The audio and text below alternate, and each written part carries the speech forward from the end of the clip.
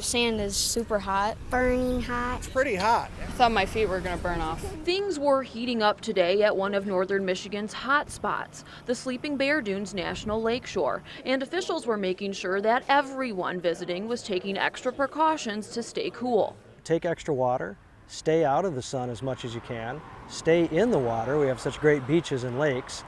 And we also actually advise them to avoid some of the trails that go across the dunes and have no shade at all. If there's small children, older adults, they need to be extra careful with them regarding the heat advisory. The dunes were still full of people, but the scorching sand made many think twice about going uphill barefoot. I went back to the van to get my wife some water shoes because she tried to do it in her sandals, but the sand is so hot in her sandals. I actually buried my feet in the sand a few million times. And it wasn't just the visitors who were impacted by the heat. Staff members were altering their days to try and stay cool too. Just today, for example, some of our invasive weed control staff is working on the Platte River with water milfoil and pulling that from the riverbanks instead of working out in the dunes on baby's breath or something like that. Officials say that on days like this, Sleeping Bear Dunes National Lakeshore Park is still a great place to come and beat the heat. The National Lakeshore is actually a good place to come on a hot day